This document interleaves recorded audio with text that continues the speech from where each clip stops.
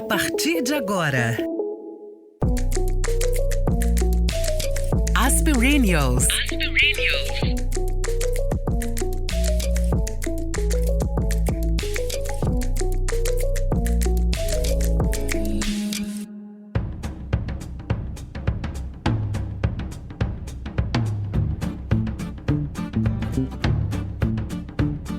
Muitos são os significados de plena no dicionário. Mas para essa nova temporada de Aspirinios, não poderíamos nos ater a outros significados que não fossem cheio, completo, repleto, inteiro, perfeito, que corresponde ao auge ou ao ponto de maior intensidade. Sim, queridas e queridos, eu e a Nath concordamos que a maturidade é plena. Sabemos das dores e das delícias inerentes às novas descobertas. Estamos todos juntos, mergulhando de cabeça nelas. De vez em quando, um machucado aqui, outro acolá, mas seguimos nesse bonde incrível que é a vida. E já que estamos caminhando para essa que dizem é a metade da nossa estrada, que ela seja uma boa caminhada, uma caminhada mais tranquila, mais plena. Nessa nova temporada, vamos conversar com mulheres e, por que não, homens, com histórias e bagagens de vida para nos trazer inspiração. Aqui, a ideia é mostrar que a grama da vizinha não é mais verde que a sua ou a nossa. Mas se juntarmos os nossos jardins, regaremos nossas flores com mais alegria e plenitude. Nossa primeira convidada é a mineira de Juiz de Fora, Raquel Guimarães. Sua história de vida daria um livro ou uma série, daquelas que a Nath gosta e que a gente torce para a protagonista.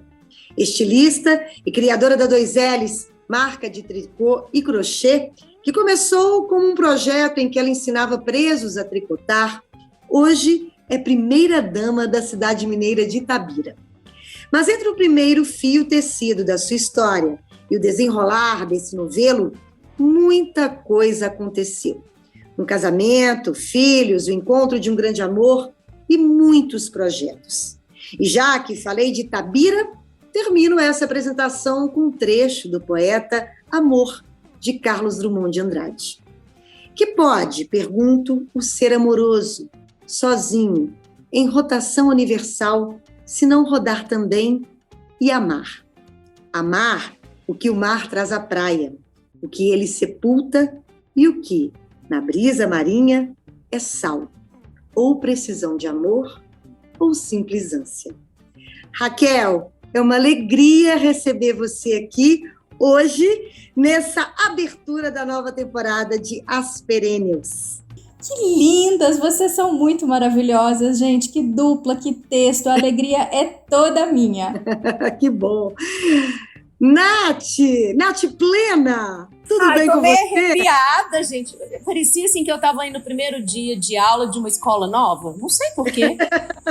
Será que eu tô emocionada com a Raquel? Não sei. Tô assim, meio engastalhada aqui, ó. Então, deve ser porque tem muito tempo que eu não vejo esse microfone, né, de Aspirinios. E também não vejo Raquel. É Raquel e é Drummond também. É Drummond e é Raquel. Então, gente, somos todas amor aqui, todas amor de Drummond por aqui, que ele nos inspire nesse bate-papo incrível. Ô, Raquel, eu já conheço mais ou menos um pouquinho da sua história, que de fato, eu e a Nath, a gente queria começar com você, porque a sua história, ela tem todos os elementos para a série que a gente queria. E eu queria que você começasse, então, se apresentando para os nossos queridos e queridas ouvintes, para quem, né, um pouco da sua, de onde você veio, como é que você, enfim, se apresentar para as pessoas. Olha, por incrível que pareça, eu tenho a maior dificuldade de falar em primeira pessoa, assim. Mas quando vocês estavam fazendo a descrição da temporada, né, falando sobre plenitude, eu achei muito fantástico, tive o mesmo arrepio da Natália, porque há muitos e muitos anos atrás, numa época que eu estudava em Paris, eu tinha mania de ir para aquelas banquinhas ali na margem do Sena, pesquisar livros antigos e cartões postais antigos. E aí, eu fui fazendo uma coleção.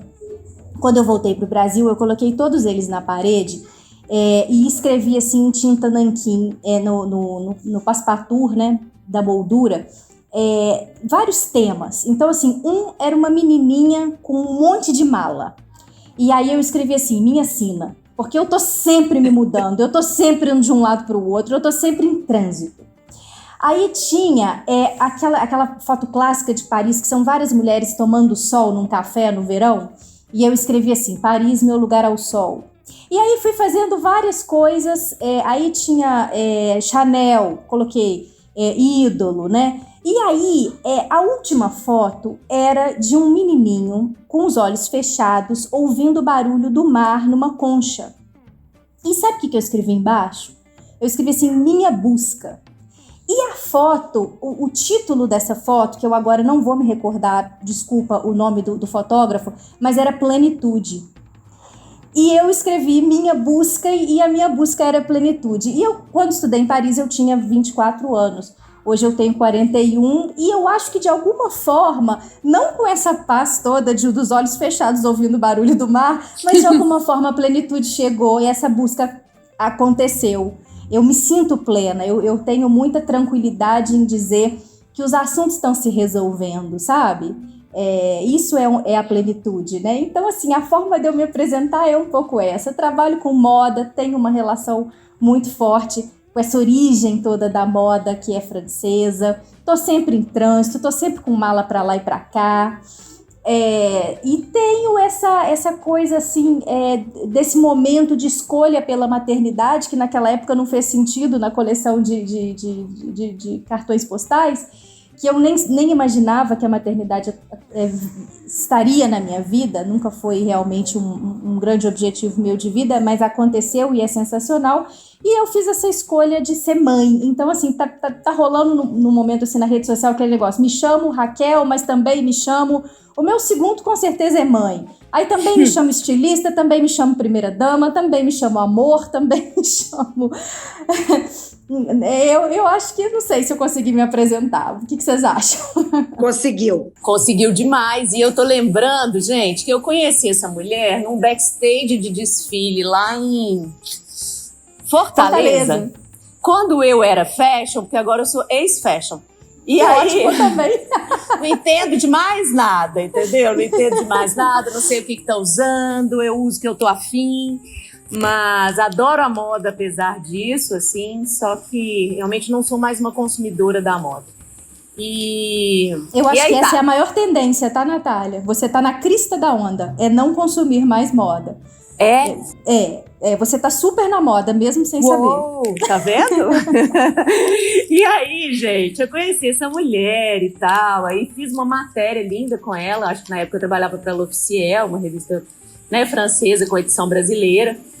E aí nunca mais vi. Aí um dia eu estou num show no Mineirão, acho que assim, do Paul McCartney, era uma coisa assim, né? De repente eu olho na arquibancada, eu vejo uma mulher plena, com uma barriga, com um cafta, com um cabelo enorme, louro. Eu olho e falo assim, gente, é a Raquel. E ela tava plena na gravidez de José, seu primeiro filho, né? Show do Paul McCartney, maravilhoso, né? Eu escolhi Você já aquela tava roupa, ficando plena ali, hein? eu escolhi aquela roupa porque aquela coisa de barriga, né? E aí depois eu falei assim, gente, como é que eu vou pro Mineirão? Mas é bem Belo Horizonte isso, eu já tava me adaptando a Belo Horizonte, eu acho, porque ele era um caftão longo. Assim. Não, mas tava maravilhosa, não tinha nada too much ali, não. Tava super adequada pra mim, pelo menos. Gravidez de José. José tá aqui com 8 anos já. 8 anos. Eu acho que a gravidez traz muito isso pra mulher, né? A gente é muito plena na gravidez, porque a gente tá ali fabricando, é uma usina, né? E a gente tá ali fabricando um ser vivo. Isso dá um poder, gente. E a ocitocina, né? Que é o hormônio, assim, que deixa a gente de um jeito que A minha sogra teve 11 filhos. Eu acho que eu adoraria ter 11 filhos se eu pudesse, porque haja ocitocina, né? Você... Muito ocitocina. Overdose de ocitocina. Você era ocitocina em pessoa naquele dia, posso te dizer isso, tá? Ai, muito bom. Obrigada. Dentro dos seus cartões que você falou, vamos começar então são várias Raquels aí, né? Raquéis aí, né? Vamos começar então rapidinho com a Raquel estilista. Eu sei que a sua história com a moda não está mais tão forte assim na sua vida mesmo, porque você falou agora que tem outras prioridades aí nesse meio, né? Mas eu sei que você tem uma história, Raquel, muito interessante com a moda. Eu já, né, na apresentação já comecei a falar, mas eu queria que você contasse rapidamente esse caso, que é muito bom, dessa sua relação com o tricô, com o crochê. Como é que você entrou nessa história com esses presidiários no Carandiru, enfim. Então, a moda realmente, eu acho que eu sempre fui, a gente começou tudo com Drummond, né? E aquela frase do Drummond, vai Carlos, vai ser gosto na vida, ela sempre fez muito sentido para mim. E de alguma forma eu sempre estive marginal a todos esses caldeirões, né? Então, assim, na moda eu nunca estive dentro do caldeirão que poderia se chamar os estilistas que estavam fazendo aquela moda ao mesmo tempo com todo o conceito, mas super comercial e navegando aí naquelas tendências, desde que eu me formei no princípio dos anos 2000. A minha preocupação sempre foi muito mais em narrativa, ela sempre foi muito mais em mudar realidades, ela sempre esteve num lugar muito diferente desse lugar onde a moda da minha geração de formanda estava, né? Hoje não, hoje a realidade é outra, né? Hoje quem abre um CNPJ, se não tiver uma preocupação de ser sustentável, de ter uma consciência, de ter não tem menor tipo de espaço e de condição, né? Mas na minha época não, eu falo que quando eu cheguei nesse terreno da sustentabilidade, era mato até aqui e eu fui no facão abrindo a minha trilha, sabe? E foi uma aventura. Mas foi muito natural para mim. E eu acho que tudo que é natural, que não é forçado, que não é uma coisa de fora para dentro, é de dentro para fora, por mais clichê que seja isso, ela acontece. Eu nunca busquei, eu nunca me preocupei em ter uma assessoria de imprensa e ter a marca posicionada naquela multimarca que ditava a revista mais importante. As coisas aconteceram de forma muito orgânica para 2Ls, justamente porque eu procurei um caminho muito verdadeiro. E eu fui parar numa penitenciária da forma mais inusitada possível, né? Aí eu vou contar uma história de um pouquinho tempo atrás, para dar o gancho, né, de onde estava essa semente, né?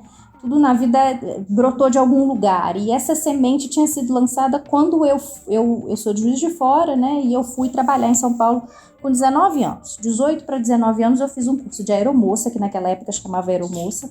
Naquela época a aviação, ela era aquela aviação glamurosa, gente, assim, era prato quente na ponte aérea. Não era esse negócio que hoje te tacam um amendoim e ainda cobram por isso, né? Nem água eles não queriam dar mais. Não, imagina, batom vermelho, salto, era meia fina, saia lápis, blusa de seda, enfim.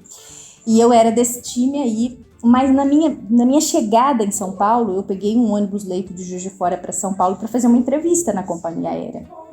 E aí eu sabia que eu tinha que pegar um metrô e ir para o aeroporto de Congonhas, que naquela época não tinha nem, né, eu tinha que descer numa estação X, ainda pegar um táxi, enfim. Eu desci na rodoviária Tietê, só que eu peguei o metrô pro lado errado. A típica caipira que chega em São Paulo, não sabe nem andar de metrô. E eu peguei o metrô pro lado errado, e quando eu vi, eu tava dentro do Carandiru. Imagina que estamos falando de uma época que Carandiru existia, gente. Uou. E eu tomei aquele pânico, aquele susto. Eu olhei e falei, meu Deus, eu tô na cadeia.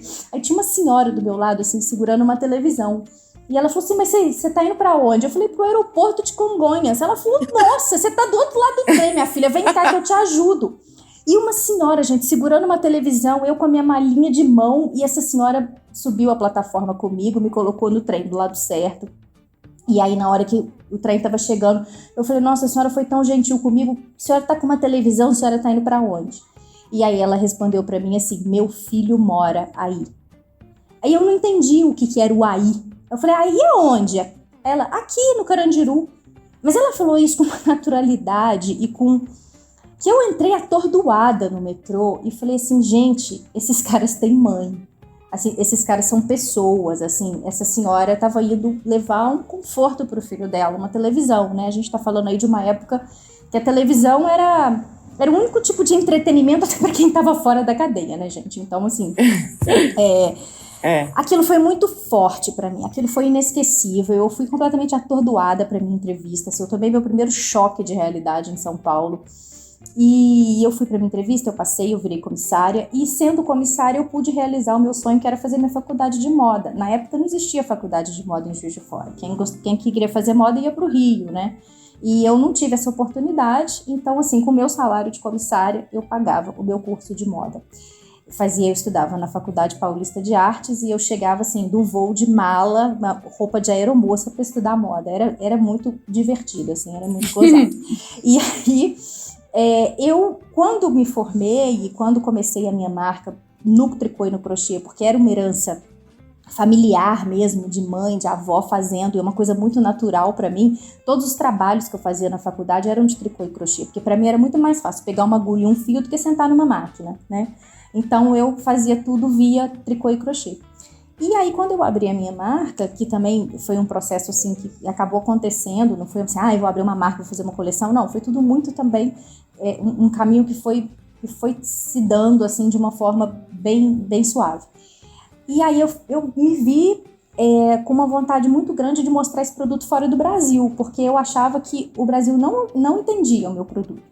Hoje a gente fala de tricô e de crochê, as pessoas acham super tendência, mas há 20 anos atrás era uma coisa meio de feirinha, assim, as pessoas não valorizavam, falavam, minha avó faz, minha tia faz, e olha que eu já fazia um tricô super de vanguarda, assim, eu já fazia um tricô com fios diferentes, a Natália que conhece os primórdios aí da 2Ls, ela sabe que sempre, não era aquele tricô com carinha tradicional. Não mesmo.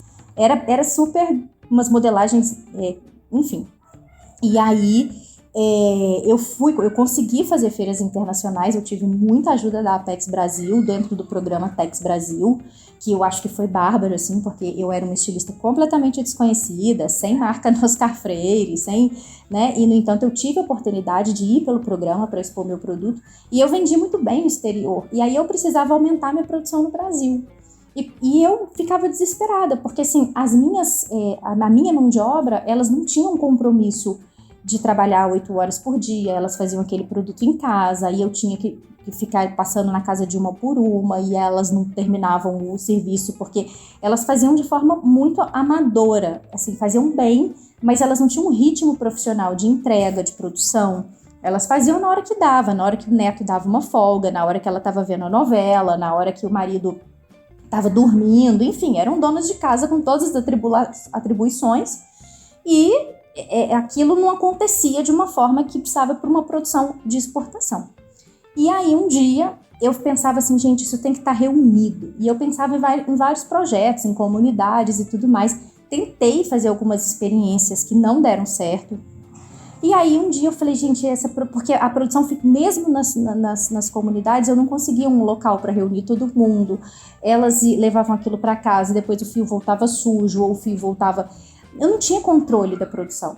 E o compromisso da exportação, você tem que ter um controle, né? Não é um projeto social que você está fazendo assim para ensinar pessoas a fazerem uma terapia, enfim. Isso é muito bonito, isso é muito legal, mas se você se propõe a comercializar alguma coisa, você tem que ter prazo, você tem que ter toda uma produção organizada, né? E eu não consegui ter isso. Aí eu falava, esse produto tem que estar concentrado num lugar só. E que lugar era esse? E aí eu me recordei do meu impacto com o Carandiru, que não ficou só nesse impacto na época visual, não. Eu cheguei a ir ao Carandiru, cheguei a visitar o Carandiru antes dele ser demolido. Eu cheguei a escrever um artigo que saiu no Estadão, na época, sobre o que eu vi ali dentro. E quando as pessoas escreveram lá nos comentários, a internet estava bem no comecinho, sabe, gente? Assim, era uma coisa, chamava Blog do Leitor lá no Estadão. E aí as pessoas nos comentários embaixo, mas o que dá para ser feito? E eu fiquei com essa pergunta, eu não sei o que dá para ser feito, eu gostaria de ter essa resposta. E essa resposta veio na minha vida, que aquelas pessoas tinham que estar trabalhando. Porque ali é uma cidade, ali tudo acontece, menos o trabalho. Ali acontece casamento, ali acontece festa, ali acontece morte, briga, acontece um universo que existe ali dentro, só que sem trabalho. Então, se todo mundo pensasse que aquelas pessoas estariam muito mais aptas para voltarem para a sociedade, se elas estivessem ocupando o seu tempo com algo produtivo, e se esse algo produtivo ainda tivesse um quê de criativo, né? Porque não é só ficar pedalando bicicleta para gerar energia, não é só ficar fazendo um trabalho monótono, é trabalhar com arte, é conhecer cor, é conhecer todo um universo que a moda tem de sobra, né? E aí eu realmente fui estudar a LEP, né, que é a Lei de Execuções Penais, para entender como que poderia, porque na teoria o trabalho existia, na teoria da Lei de Execuções Penais, o trabalho era previsto, né? Só que ele não acontecia por falta de quê? De empresários, de pessoas que estivessem dispostas a colocar unidades produtivas lá dentro. E aí eu fui uma pioneira em Minas Gerais, e consegui instalar uma fábrica lá em Juiz de Fora, na penitenciária professora Ariosvaldo de Campos Pires, e comecei a chamar a atenção pelo projeto e as pessoas se surpreenderem com o produto. Nossa, é um projeto social, mas é um produto de tendência, é um produto bonito, é um produto que, né, dá vontade de ter e se impressionaram com a qualidade do trabalho deles também.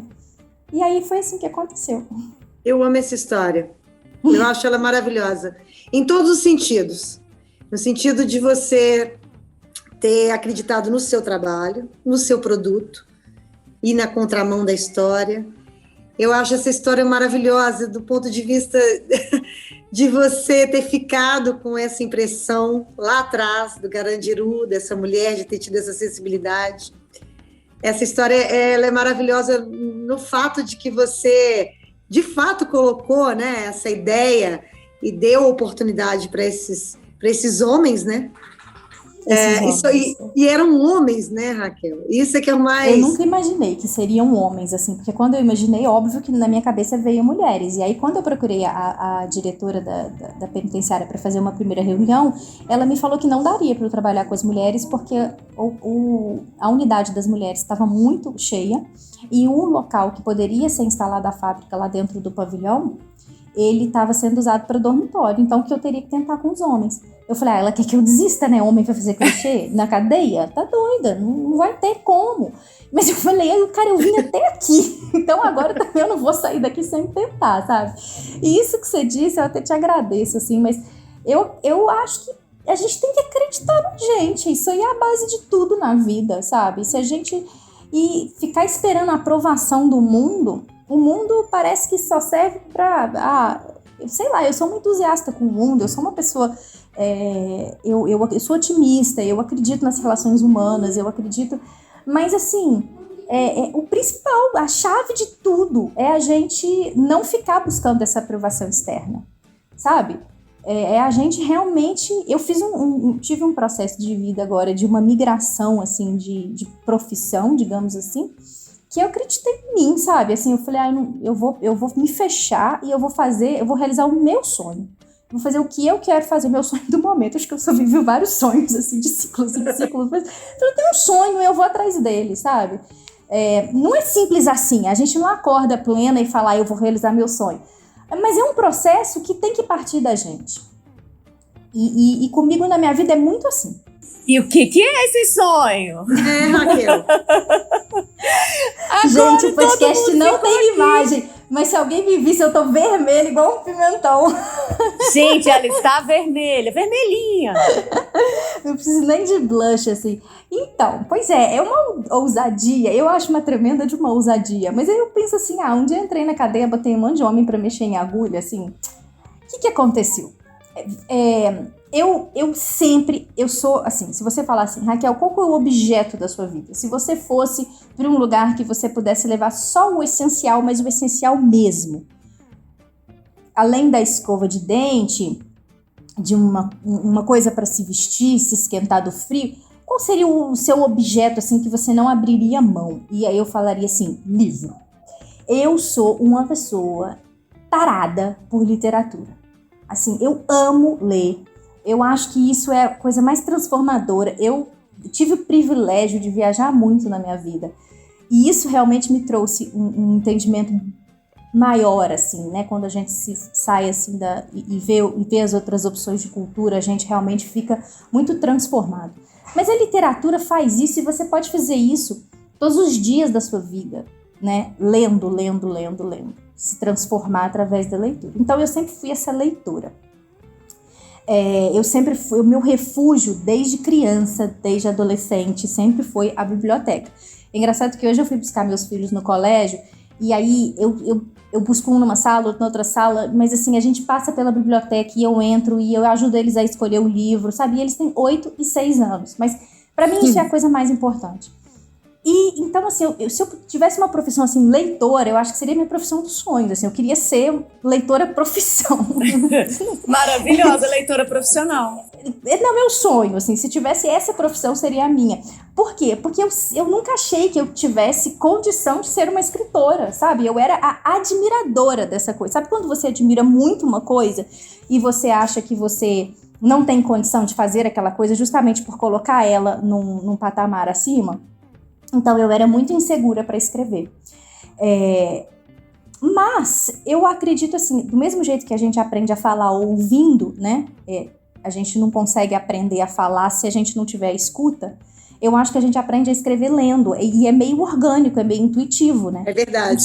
Total. Então as pessoas sempre falam assim, Raquel, você tem muita facilidade para escrever. Mas eu lia tanto que, assim, se eu não escrevesse bem, eu acho que... não sei nem o que é bem nesse sentido, tá, gente? Eu tô falando de facilidade, tô falando de conseguir reunir sujeito, verbo, predicado e colocar isso de uma forma que surpreenda quem tá lendo, entendeu? E aí aconteceu que chegou a pandemia e eu tinha vivido um momento assim de realmente diminuir a 2 L's, eu tava numa curva muito ascendente quando os meus filhos nasceram, quando o José nasceu, e aí realmente eu parei tudo, eu cuidei, eu abri mão de viver aquela onda e cuidar dos meus filhos. E foi legal porque assim, eu tinha uma empresa enorme e assim, tudo que entrava de grana também saía, porque era muito custo, era muito giro, era muita coisa, era muita despesa.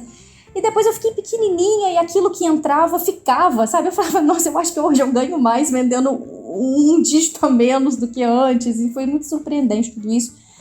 Mas a maternidade me trouxe uma outra forma de me expressar. Porque eu acho que a escrita é isso, né? A gente tem um recado para dar e aquilo precisa sair da gente de dentro de nós de alguma forma e a gente escreve.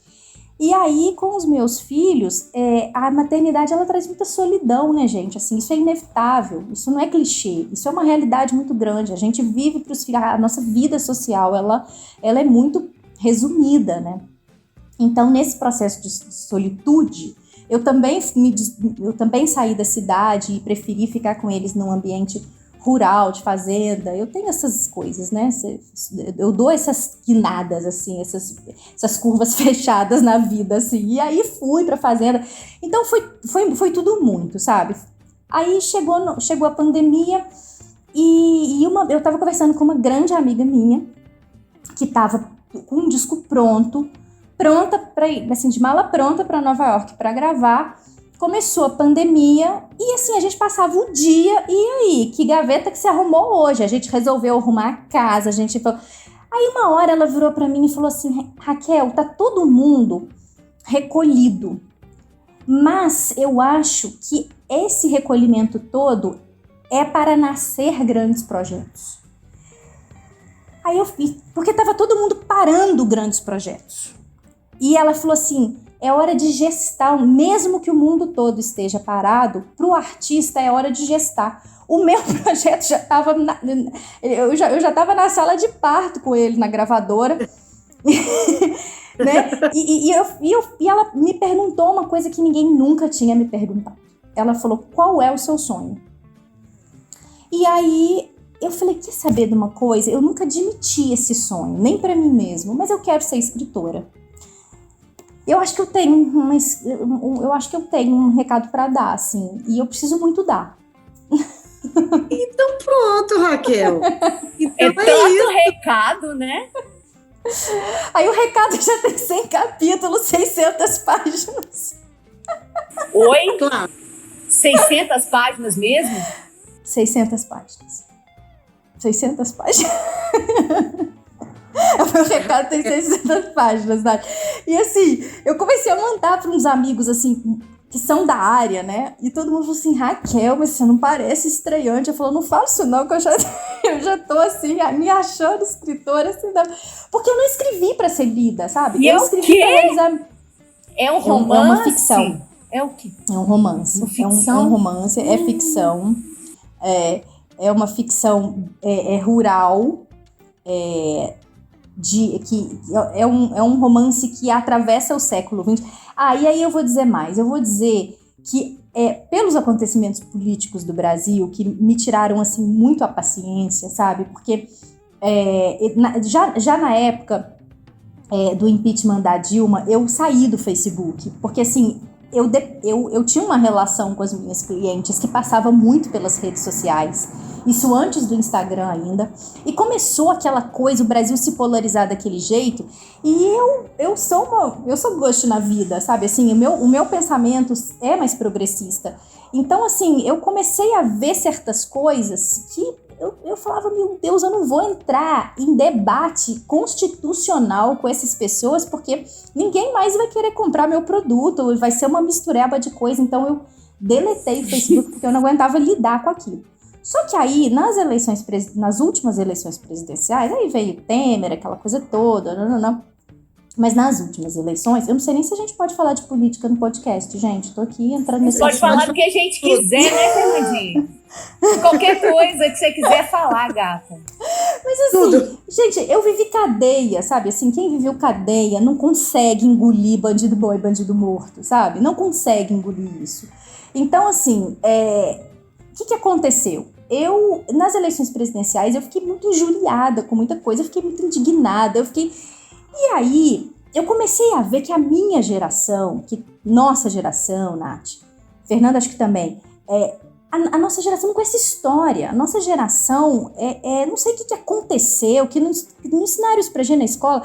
Eu tenho certeza que eu estava numa escola considerada uma excelente escola, e eu não lembro da dialética presente, sabe? Eu não lembro do debate, eu não lembro da gente ter um entendimento que viesse a partir de uma consciência maior do que aquela decoreba. E eu vi os meus amigos da minha geração com muita dificuldade em muita coisa, que era que eu não sabia aquilo da escola, eu sabia daquilo porque eu me interessei por história, porque eu fui para a área de humanas, porque eu entrei em penitenciária, porque eu fui ler Foucault, E aí eu falava, gente, o pessoal da minha geração que foi para exatas ou que foi para biológicas e que não tiveram esse contato mínimo com a filosofia,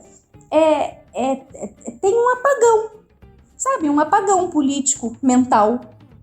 E aí eu comecei a querer explicar o que é esse resultado do século XXI através de uma linha do tempo do século XX. E fazer isso de forma ensaística, ou fazer isso de forma... eu vou criar um romance porque é mais sutil, é mais engraçado, e, né? E eu criei meus personagens e eu comecei a me divertir com aquelas pessoas. Viraram pessoas na minha vida e o livro foi ganhando corpo. Quando eu vi, eu tava com 300 páginas. Quando eu vi, eu tava com 400 páginas. Quando eu vi, eu tava com 500 páginas. Quando eu vi, o editor falou, chega! Chega, 600, tá um bom número. É um bom número. É um bom número. Mas então tá pronto? Então, eu tô finalizando o capítulo 96, mas a primeira metade do livro eu escrevi num jato, mas depois eu revisitei muito. Até outro dia eu postei um story, escrever é comunicar, aí risca tudo, escrever é reescrever, porque não tem fim, ou a gente abandona, ou tiram da gente, assim, tá, me dá aqui, não tem mais... Porque, assim, toda vez que a gente volta, a gente reescreve e é uma coisa sem fim, né? Então, o primeiro jato saiu e depois eu voltei nele e fiquei reescrevendo. Aí fiz a segunda metade da segunda parte e já deixei ele bem pronto, assim. E aí agora eu tô na última parte, acabando esse mês, porque eu não tenho mais tempo, assim, agora... Agora eu falei, não, ou eu me coloco realmente um prazo, ou então isso não vai ficar mesmo aquele exercício meu, assim, de autoconhecimento, o meu momento sozinha ali para me divertir, porque eu entro em, sei lá, epifania com o negócio, entendeu? E eu preciso entregar, assim, porque todo mundo que tem contato com ele fala, caramba, isso é muito bom, quando é que vai ser? Não, desculpa, gente, eu odeio autoelogio, assim, eu sou muito... Acho horroroso isso, mas eu tô empolgada. Eu tô feliz com o que eu fiz, sabe? Eu não tô segurando. Gente, eu tô super curiosa, né, Fernandinha? A gente vai querer fazer o lançamento, a gente vai querer participar, entendeu? Eu tô super curiosa. Mas eu tô super curiosa também, aonde que entra aí, Raquel, primeira dama? Ai, uma primeira dama feminista. A primeira dama feminista do Brasil. Então, outro dia eu marco num evento para todos os servidores da prefeitura, que era 5.000 pessoas. Ele vira e fala assim, não, gente, aí falou do primeiro ano de governo, não sei o quê, falou assim, e fez um agradecimento a mim. E falou assim, eu tenho que agradecer a primeira-dama, que odeia ser chamada de primeira-dama. Falei, que ótimo, né? Que maravilhoso. Mas realmente eu não consegui encontrar nenhum outro nome. É muito complicado, assim, a questão. Porque é um título que você é aquilo porque você é casada com um homem. É uma coisa muito ridícula. Sabe? Então, assim, a mulher do homem... E não existe o primeiro damo, né? Quando a mulher é prefeita, o marido dela é o quê? O marido dela, né? Só que a primeira dama... Ela sempre teve um passeio ali pelas áreas sociais, pelas áreas mais sensíveis, mais humanas da gestão, né?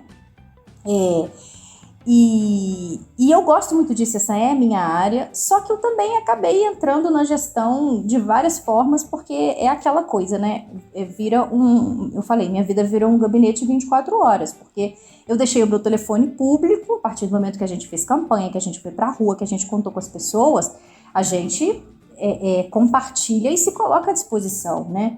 E aí, então, assim, desde o buraco da rua até a pessoa que precisa de uma transferência de um bebê para o hospital, até, enfim, é muita demanda. E nessa demanda travou um pouco o meu processo profissional também, porque o dia tem 24 horas, eu tenho 2 filhos, né? Então, acaba que é uma coisa difícil de separar, sabe? Porque chega uma coisa que é vida ou morte para alguém no seu celular, você tem que dar essa resposta. Ao mesmo tempo, não é um cargo comissionado, não é um cargo, eu não sou uma servidora pública, eu não tenho, é um compromisso moral que você tem, que as pessoas recorrem a você porque você tá ali no pillow talk, é a questão do pillow talk com o prefeito, né? É o pillow talk, né? É o pillow talk. Na hora que você encontrar com seu marido, você fala com ele de mim, né? Quase que isso, assim. E é uma saia justa no sentido de eu ser uma pessoa que eu prego a total, né, independência da... Não é que eu prego, eu não sou uma pregadora disso, mas eu acredito na nossa autonomia completa. Então, é uma coisa que eu acho que devia acabar, esse negócio de primeira-dama, como é dito, né? Assim, eu sou a esposa do Marco, mas fica uma coisa muito... que eu ainda estou procurando esse nome, talvez eu encontre, talvez eu não encontre. Mas o outro dia o procurador me disse assim: Raquel, a primeira-dama, definição de primeira-dama, é o poder simbólico do município. Eu falei assim, praticamente um vaso de flor. Porque era muito isso, né? Quando eu cheguei, e é um ambiente hiper machista a política, né? Quando eu cheguei pra campanha, e porque a partir do momento que o Marco falou vou, eu falei, bom, então agora eu vou junto, né? Porque vamos lá, então, né? Aí eu fui para a primeira reunião no comitê, e aí uma pessoa lá perguntou o que a Raquel veio fazer? Ela veio escolher as cores? Escolher as cores. Maravilhosa! Sim, desse jeito. Eu era a única mulher no comitê. Aí eu já falei, e só tinha mulher no telefone e no cafezinho. E na vassoura, sabe? Eu falei, gente, cadê as mulheres? Né? E o que a primeira... nem era a primeira dama, né? O que a mulher do candidato veio fazer? Ela veio escolher as cores da campanha? Eu falei, isso também. Mas você sabia que 30% do eleitorado é mulher? Né? E aí, entre tantos e tantos anos, enfim, olha, 30% define uma eleição, sabe? Define uma eleição. 30% da cidade, né? Porque a outra metade é homem, e tem as crianças e os idosos, mas 30% das pessoas que moram nessa cidade hoje são mulheres, e eu vou dialogar com elas, e eu vou falar porque que eu gostaria que meu marido fosse o gestor dessa cidade, né?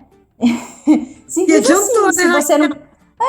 se o senhor não quiser, eu posso ir embora, mas eu tô aqui, além de escolher as cores, eu realmente tô aqui porque eu acho que as mulheres precisam ouvir porque que elas têm que votar nesse homem. Aliás, assim, não vai nem dar muito tempo para falar do capítulo amor, mas assim, né, Fernandinho falou do card de estilista, agora nós falamos do card de primeira-dama, e tem um card de uma grande história de amor, né, Raquel? Porque, assim, a sua história com seu marido, não sei até que ponto você... Foi muito bacana. Mas é uma história muito bonita, né? Você quer contar alguma coisa aí que caiba aqui nessa conversa, que a gente queria esgotar, fazer um tratado sobre Raquel, mas não dá, né? Então... Não dá, é muita coisa. Gente, eu acho que, assim, é muito particular, mas ao mesmo tempo é muito legal saber que isso existe, sabe? Que histórias assim existem. Então, o que eu tenho para contar dessa história é que, assim, a gente demora muito na vida até a gente... as nossas escolhas são muito prematuras em relação às nossas maturidades, né? Então, colocam a gente numa receita de bolo, que aos 18 você está escolhendo sua profissão, aos 20 e poucos você faz um relacionamento estável. Tô falando da nossa geração, né, gente? Eu acho que isso aí mudou tudo agora, né? Que bom, né? Mas a gente ainda é de um tempo que essa receita era uma receita que não dava para fugir muito dela, né? Então, assim, eu encontrei o Marco num momento da minha vida que eu estava saindo de um primeiro casamento longo, né? Tive uma história no meio do caminho aí, e conheci o Marco num momento da minha vida que eu estava grávida do meu filho José.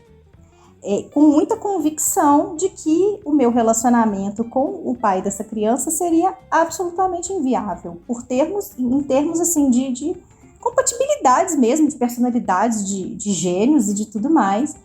E o Marco, ele foi assim, ele foi uma pessoa tão surpreendente, tão feminista, assim, tão incrível, que ele começou a me cortejar, não sabia da minha gravidez e tudo mais, e eu, né, a Natália conhece um pouco da história ali, que ela estava no princípio, como amiga ali e tudo, mas... e eu, olha, não vai rolar, eu não tô num momento que eu quero me relacionar, e Por que você não quer se relacionar? E um dia ele foi até minha casa, eu morava em Juiz de Fora, e ele falou assim, você... Por que você vai ter que olhar pra mim aqui e falar por que você não quer se relacionar? Eu te procurei a minha vida inteira, agora que eu achei, não vou deixar você ir embora, não. Aí eu falei assim, é porque eu tô grávida. E aí ele falou assim, e daí? Eu tenho 2 filhos, qual o problema de você ter um? Eu falei, é que ele tá na barriga. Ele falou, eu sei, ele vai ficar 9 meses aí, depois ele vai sair, ele vai chorar um pouco, ele vai te ocupar, mas ele cresce e eu vou estar do lado, né? E dessa forma, assim, numa leveza e numa naturalidade, que eu falei, isso é amor, né? Assim, porque amor é tentativa, amor não é certeza, né? E aquela pessoa estava cheia de amor querendo tentar. Com algo que seria uma situação para ele falar assim, entendi, então tá, a gente se vê. Né? A gente tá, agora compreendi, né? E não foi assim. Então, assim, é mais do que falar da minha vida pessoal, porque isso não é uma coisa que a gente também nem conta muito essa história. Eu tô aqui contando porque eu tô diante de uma grande amiga. E porque eu acho isso, eu acho que a gente tem que acreditar que as coisas não são necessariamente dentro de uma receita de bolo, né? E que essas histórias que fogem desses ingredientes previsíveis, elas surpreendem e elas que fazem assim, esses, vamos dizer assim, essas aventuras, esses riscos, não é pra gente ser impulsivo, nem a gente ser irresponsável, né? Mas é pra gente ter coragem. Aquela frase do Guimarães Rosa, o que a vida quer da gente é coragem, por mais que ela tenha virado um clichê, assim como aquela frase da Clarice que diz, sem saber que era impossível, foi lá e fez, elas são riquíssimas pra gente entender isso enquanto uma filosofia de vida, né? E essa é a minha. Maravilhoso! Plena, né, gente? Plena. E aí, então, vou aproveitar, então, emendando aí, a gente agora está com a ideia de terminar todo episódio com uma pergunta, ou nossa, ou dos nossos queridos ouvintes, podcasters, que quiser mandar para a gente perguntar no final. Então, já que a gente está abrindo essa temporada de plenas, de plenitude, Raquel, depois de tudo que você nos contou, mãe, empresária, primeira-dama, amor, tudo isso, onde você encontra essa plenitude? O que faz brilhar os seus olhos assim para você falar assim, não, isso me deixa plena? Filho. Eu acho que filho é o maior ensinamento que tem na vida, porque a gente se confronta com a nossa... É um pedaço nosso que sai andando pelo mundo e que vem para nos ensinar muito, assim. E para mim, a minha plenitude é o contato com os meus filhos, assim, é a minha relação com os meus filhos.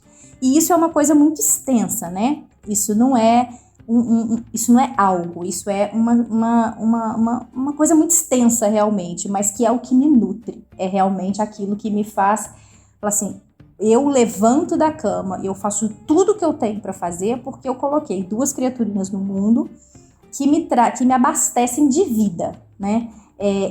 Antes de ter os meus filhos, eu me abastecia das minhas próprias emoções, eu me abastecia das minhas descobertas, das minhas viagens, dos meus acertos, até dos presos na penitenciária, dando muito certo e dando tudo deles, aquilo me abastecia, né?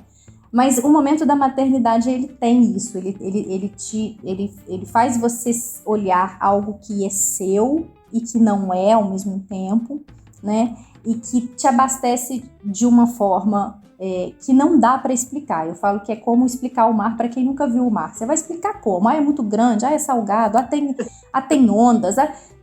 Como é que você vai imaginar o mar sem ter visto o mar? E a maternidade é isso. Mas eu também não romantizo, tá, gente? Porque é osso. Eu também não romantizo. Não fico aqui falando que é assim, né? E como eu falei, é muito extenso, né? Dentro desse universo cabe aí realmente uma coisa muito forte. Mas é como eu respondo, assim, o que me abastece são eles, José e João. Você, Nath? Então, eu estou no momento da minha vida, né, que parece que tá tudo ainda em construção, né? Assim, eu tava falando isso com a minha cunhada outro dia, ela veio aqui em casa, né? Tô morando no interior ainda, aparentemente já em transição para a cidade grande novamente, em breve.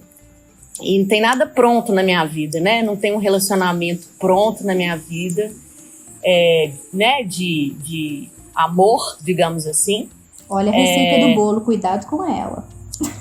Mas não tem pronto e nem para fazer ainda, entendeu? Perdi a receita, perdi o caderno de receita. Fato, né? Mas também não é uma busca da minha vida, não. Assim, né? Eu sei que eu quero ter uma relação bacana, mas eu não batalho por isso todos os dias, porque eu conheço mulheres que batalham por isso e conquistam isso. Eu não batalho por relacionamentos amorosos, né? Homem e mulher. Eu batalho por relacionamentos do dia a dia, da vida, né? Mas profissionalmente ainda estou numa transição, então eu não tenho nada que esteja completamente preenchido. Mas eu tenho muitas coisas que me preenchem temporariamente. Eu acho que aí então eu posso ter momentos de plenitude, né? Brincar com os meus gatos, que o Papa não nos ouça, né? Porque eles são para mim os meus filhos.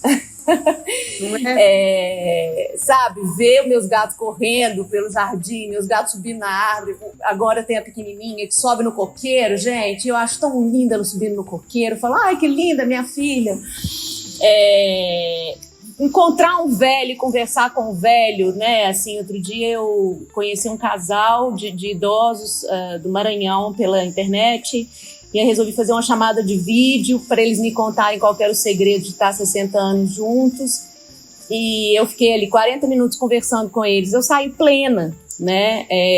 Domingo, pegar o carro, ir para a roça e ficar vendo as vacas e aquele cheiro de mato, aquele cheiro de esterco, né? De cocô, de boi. Isso me deixa plena também. Então eu consigo me preencher de muitas coisas. Né? São coisas temporárias, afinal de contas eu acho que esse estado permanente talvez só a maternidade possa trazer, né? Das outras coisas a gente não está pleno e não tem certeza de nada, mas eu acho que quando a gente sabe aquilo que nos deixa mais plenas, já é um caminho, né? Já é um puta atalho na vida, né? Com 45 anos eu sei algumas das coisas que me preenchem e estou aberta a outras que virão. E também vão preencher. Você falou da maternidade, mas é o seguinte, ela não é a única coisa, mas é porque ela é tão definitiva. Né? Ela é definitiva, por isso que eu acho. Exatamente. E ou você se entende com ela e faz dela a melhor coisa possível, ou você enlouquece. Não tem outra opção, né? Imagino que não. Não tem, porque ou ela vai te surtar, e você vai ser aquela louca que sai terceirizando tudo, dependendo da sua condição, é claro, né? E você faz aquela criança pular de um quadrado para o outro ali, de um monte de agenda dela. Ou então você enfia o pé na jaca, abre os dedos e fala, isso aqui agora é a minha vida e eu vou fazer disso o melhor, né? Então é isso, porque não tem volta, é muito definitivo. E é isso que torna a coisa ser a forte do jeito que ela é, né? Acho que é um pouco isso. E você, plenitude em pessoa? Fala pra gente. Outro dia, uma pessoa me perguntou lá no Instagram, no direct, o que te faz feliz? Porque a gente pensa em plenitude também, nessa história da felicidade, né? E eu fiquei pensando, assim, a gente tem fases da vida, né? Viajar, conhecer o mundo, baladas, amigos, aquela história toda, né? E eu fiquei pensando que, depois que as minhas duas sobrinhas nasceram, eu estou muito mais próxima das minhas irmãs, das minhas duas irmãs, né? A mãe de cada uma delas. E eu me peguei pensando que um fim de semana com as minhas irmãs e as minhas sobrinhas, sabe, a família toda reunida, é um momento que me deixa plena. E porque essa história de você, eu não sei, pensar em coisas mais simples, sabe? Eu não sei se essa história da pandemia colocou em perspectiva muito o fato de que você tem lá, né, quem você ama ainda do seu lado, tem suas histórias ali, mexeu muito comigo. Criança mexe muito com a gente, né? Também não sou mãe, mas o fato de ter as minhas 2 sobrinhas ali, uma de 5, uma de 3, tem mexido muito comigo, de pensar a história do futuro mesmo, do que vai ser o mundo para elas, sabe? Apesar de não ser mãe, mas assim, tentar batalhar para que elas tenham, sabe, uma vida legal, sejam pessoas legais para o mundo, sabe? Para as pessoas. Então, isso tem me deixado bem plena. Minhas gatinhas, e agora o novo membro da família, né? Meu cachorrinho que eu adotei, Lulinha, e também tem me deixado. Eu achando que Lulinha era uma menina, ela. Lulinha, Natália, Luiz Inácio. Aí eu falei, entendi, Luiz Inácio, Lulinha, entendi, tá tudo certo. Luiz Inácio tem me deixado bem plena. Então é isso, gente. Na verdade, plenitude para mim hoje, independente de qualquer coisa, são as coisas mais... Eu estou valorizando muito as coisas mais simples da vida, sabe assim? Enquanto com a minha família, enquanto com os meus amigos, sabe? Uma coisa, uma conversa legal. Isso para mim está fazendo total diferença. E quando a gente não foca muito sabe, no over, no demais, a sua vida ela é mais plena. Você consegue achar. É isso. Felicidade nos momentos, nas né? Pequenas coisinhas, é isso. Pequenas coisinhas da vida, sabe? Isso tem me deixado bem, bem plena. Meninas, vamos terminar o nosso podcast dando dicas? Dicas Aspirinials.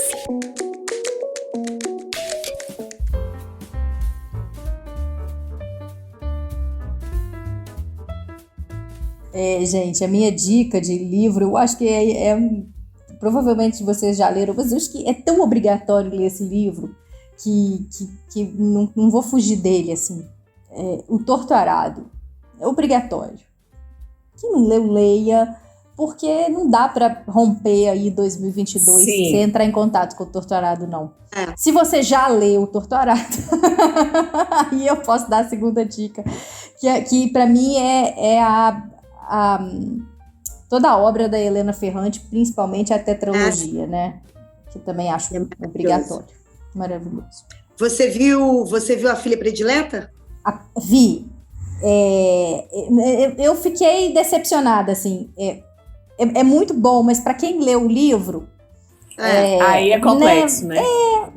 Porque mas isso acontece com todos os livros e de todos os filmes que são inspirados em livros. Isso é impossível né? Acho que tirando Harry Potter, que eu acho que ela conseguiu colocar naqueles filmes todo o diálogo, o roteiro ali inteiro, né? E eu acho que não existe um filme que tenha... claro que as interpretações são ótimas. Tem um filme que é melhor que o livro. Qual? O Diabo Veste Prada. O livro é muito ruim. O livro é muito ruim. O filme é melhor. Mas será que a tradução... Eu fico hoje muito preocupada com tradução. Tem livros que têm uma narrativa fantástica quando eles são lidos no idioma original e depois fazem uma tradução mal feita. Você perde muito na tradução, né? Ou perde muito ou ganha muito, porque também tem uns caras que fazem um sucesso retumbante fora e que você fala assim, Oi? Como assim? Mas é porque às vezes o cara é traduzido. Porque a escrita, gente, ela é igualzinha à moda em alguns aspectos, não pela oscilação de estilo, mas assim, adjetivo é um penduricalho mais difícil do que sapato, bolsa, colar, brinco e harmonizar tudo isso, sabe? Para você escrever uma obra, vocês são escritoras, né? Então, lidar com um adjetivo é um negócio que o Diabo Veste Prada, ele tem esse problema, porque ele é um livro com muito adjetivo, né? Ele é todo adjetivado, ele é adjetivo o tempo todo, ele é uma overdose de adjetivo. Então, eu acho que talvez seja por aí. Aí, quando faz o filme é o adjetivo vem na cenografia, no figurino, no adjetivo não vem na fala, né? Talvez seja isso, Fernanda. Não sei, tô fazendo uma análise aqui, a primeira... Pode ser. Mas talvez seja isso. Boa. Nath, também, você... né, gente? Mary Streep fica difícil, né, competir. Eu acho que a autora nem tinha pretensão de fazer um puta livro, né? Assim, literatura, digamos assim, né? Mas, enfim, eu li e nem me lembro mais. Eu tô relendo Torto Arado, porque eu li Torto Arado junto com mais 3 livros, e 2 desses livros de longevidade. Então, são livros que eu falo que eu estou estudando, né? Eu estou estudando uma das coisas que mais me interessa no momento, que são as Blue Zones, né? Que são as 5 regiões do mundo onde a gente pode encontrar centenários com ótima qualidade de vida, né? Então, eu estou apaixonada por esse projeto. Meu sonho era que a gente conseguisse fazer uma Blue Zone no Brasil. A gente não tem nada... Nem o Rio de Janeiro, nem Copacabana chega perto do que é um lugar onde pessoas de 100 anos vivem com plenitude. Mas é muito bom, e assim, então isso acabou roubando a minha atenção do Torto Arado, e Torto Arado não merece, por isso estou lendo de novo, e é precioso, é delicioso, né? Assim como é muito gostoso. É muito bom. Eu comprei até o livro de contos dele também, tá aqui do lado. Mas eu queria falar uma coisa mais edificante, mas eu preciso falar de Inventing Anna. Como é que foi traduzido para o português, ou chama Inventing Anna mesmo? Inventando Anna, que é essa série que está na Netflix, que é o novo sucesso da Netflix, retumbante, né? Estreou na sexta-feira.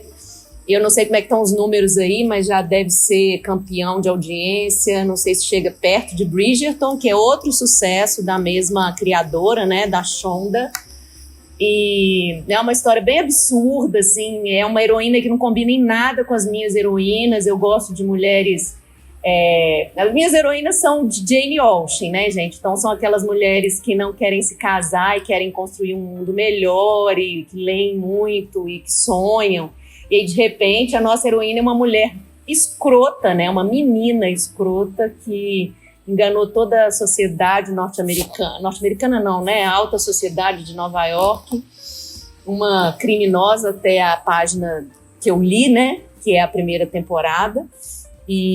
Mas é um negócio que você não consegue parar de assistir. Eu não sei o que essa Shonda coloca nas séries que ela faz, que a gente não consegue desagarrar daquilo ali. Fernanda, o que você acha, hein? Eu sei que também é consumidora de séries.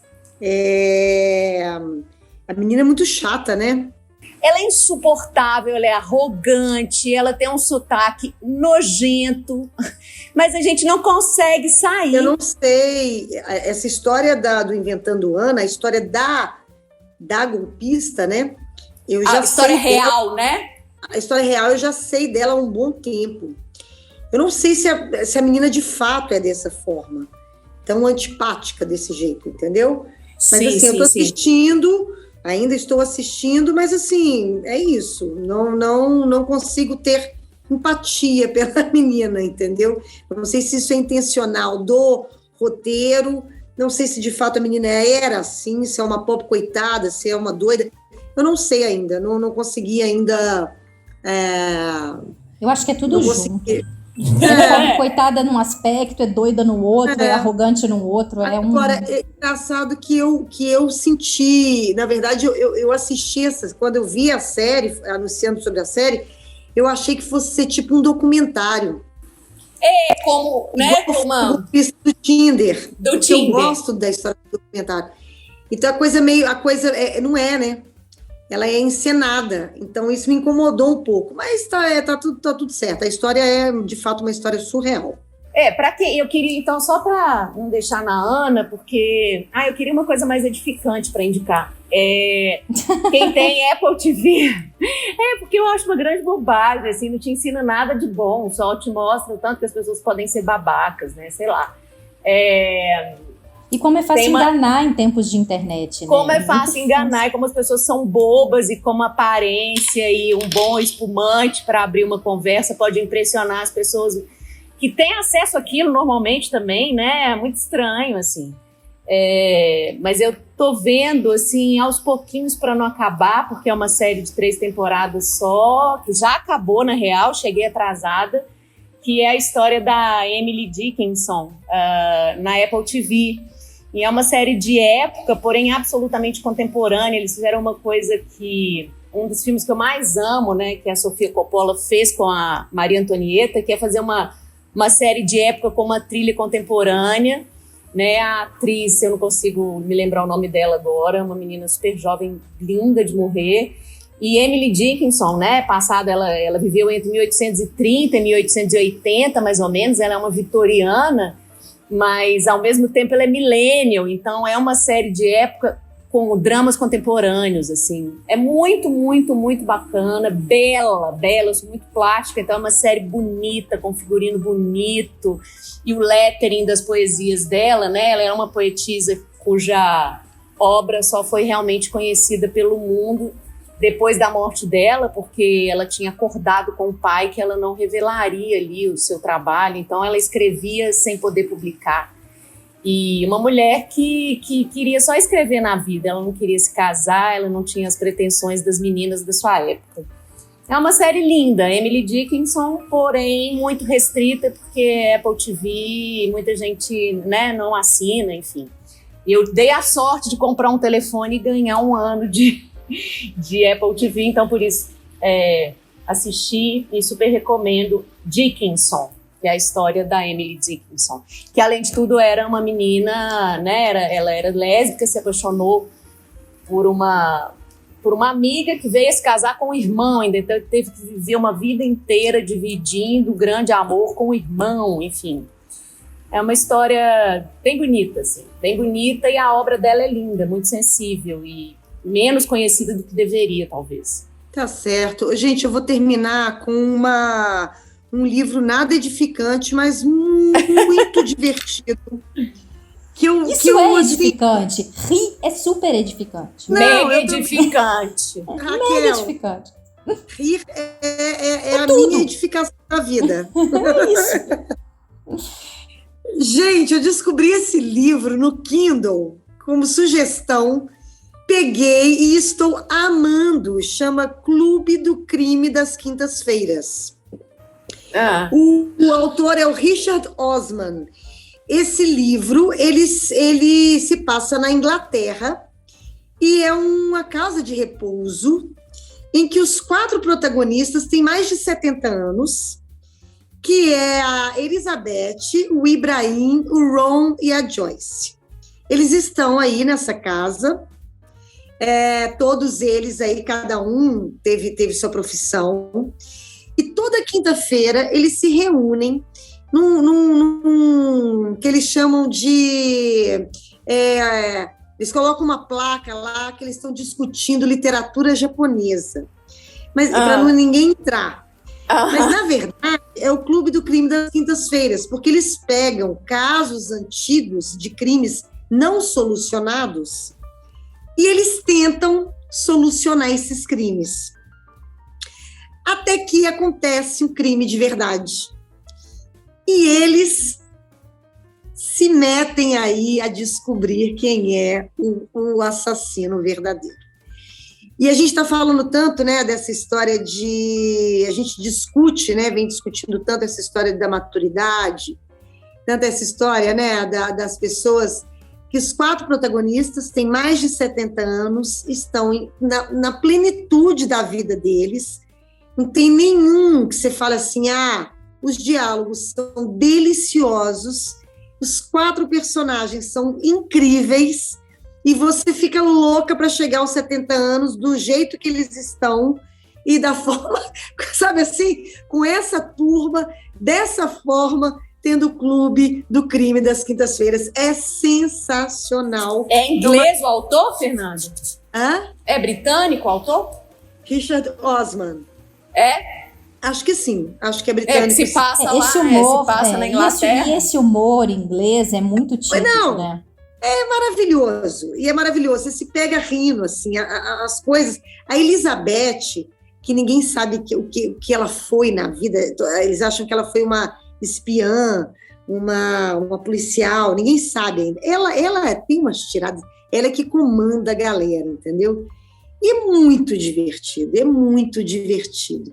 Então fica a dica aí para vocês, uma leitura leve, Clube do Crime das Quintas-Feiras. Se não me engano, o autor, ele é roteirista, ele já ganhou prêmios, ele é um cara conhecido, e eu estava lendo, a gente estava falando de Harry Potter, que lá virou meio um fenômeno mesmo como Harry Potter. A galera tem comentado sobre o livro, virou meio um fenômeno. Não, para o Kindle me indicar é porque de forma, eles indicam best-sellers, né? Quando está com ranqueado, né? Algoritmo, exatamente. Né? Exatamente. Mas esses roteiristas, eles são muito feras de diálogo, né? Assim, o diálogo é a praia deles, Os diálogos são sensacionais. Fica a dica aí. E diálogo é difícil pra caramba de fazer. E assim terminamos o nosso primeiro capítulo não sei que temporada que é essa, mas dessa nova temporada. Plenas. Terminamos plenas. Raquel, muito obrigada. Um beijo para você, querida. Por dividir a sua plenitude com a gente. Exatamente. Adorei. Fernandinha, você acha que hoje a gente toca para Itabira, assim? Hoje a gente toca para Itabira, junto com Raquel. Eu acho. Junto com Drummond. Né? E tá tudo certo. Um beijo para vocês. Até a próxima. Um beijo, gente. Muito obrigada pelo convite. Valeu. Beijos em todas. Tchau, tchau. Beijo. Fernandinha, a gente vai falar como é que as pessoas fazem para nos encontrar, aquelas coisas, e-mail. Verdade, gente. Qual que é o nosso e-mail? Como a gente está plena nessa temporada, então, assim, se você tiver nessa mesma vibe, manda lá. Como é que chama? falecom@asperenos.com.br ou entra direto lá no Instagram e conversa com a gente pelo DM, né? Pelo direct, entendeu? E tá tudo certo. Vocês acham a gente, né? Para mêsversário, não. Olha, porque os plenos... A gente não quer. Porque um pleno sente o outro pleno. Então, assim, quem é pleno vem, entendeu? Exatamente. Naturalmente, né, James? Toca pra Itabira. É isso, gente. Toca pra Itabira. Muito obrigada, Raquel, maravilhosa. Beijo, Fernandinha. Beijo.